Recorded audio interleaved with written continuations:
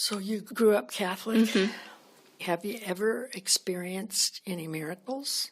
I used to work as a chaplain in a hospital, and I saw some really remarkable things happen, and I would say you could call them miracles. You know, I was a chaplain in the hospital, too. How did you like being a chaplain? I felt it a privilege. That's great. Well, so in your life, what are some of the happiest moments that you've had? Are you going to ask me the other side of that question as well? You want to start with that? Mm-hmm. Okay, let's start with the worst. It's not being able to get pregnant. Oh. I was married for many years, and we tried very hard, and I was never able to get pregnant. My two sisters were just having babies all the time. It was very sad for me. Well, so how did you cope with that? Pray. Just asking God to help me through this. When I got really upset, God was where I turned. So when you prayed in that situation of not being able to get pregnant, you felt God's presence? At times, when I got really desperate and discouraged. What was I to do with my life when I was young and my two sisters were getting married and having children and just not being good mothers? And it was just very frustrating for me that God didn't let me have my own children. But I didn't want to live with resentment. So is that how God helped you? Well, I guess. Because you weren't resentful?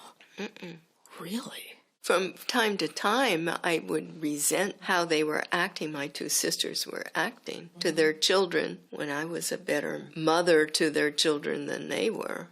That wasn't and so fair. many people weren't. So I'd pray for them. From not having children, was there any gift in that? Well, I don't think I would have been a very good mother. You don't think you would be? Yeah, because I would have been trying to perfect everything. And then to deal with the resentment of how people treated me because I didn't have children. How did they treat you? Acted like they felt sorry for you? No, you just see it in how they treated people with small children, and they get all excited about the small children. They want to talk about it all the time. I studied early childhood education, ran a school. I knew what you could do without having children. You did know better than them. It was true. You got married, right? And had great hopes. How did you meet your husband? I grew up on Bainbridge Island. He was part of it. Part of your community? He didn't want to adopt any children. Oh. So that was a hard thing, because I would have adopted a bunch.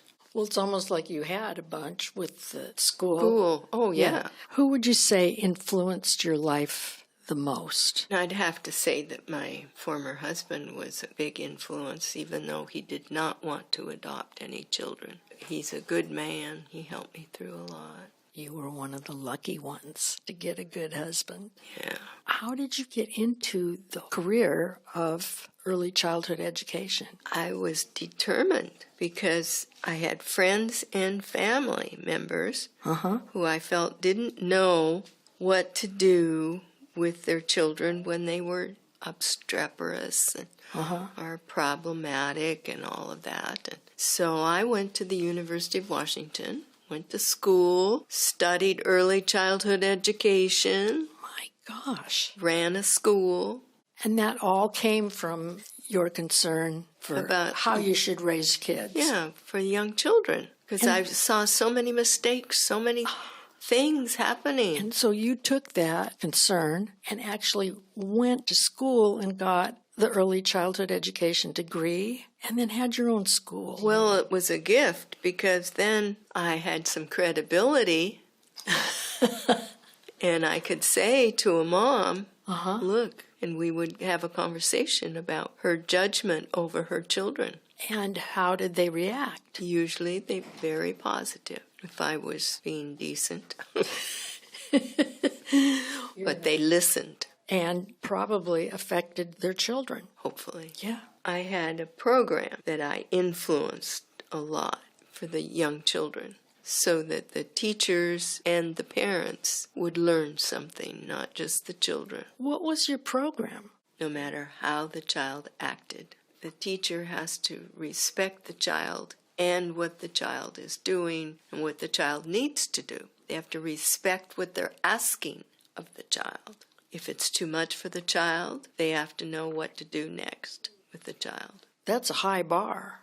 I loved it because here were people that really loved children and wanted to help them, but they were making mistakes all the time. And so it was, how do you approach them to encourage the children to learn, to be curious? And I could see what would happen with a child when the child was treated with respect and patience. I had the ability to influence both the parents and the teachers. They had to listen. So all those people had to listen to you. Yeah. You took something that really, really hard and you turned it into something beautiful. Yeah, I agree.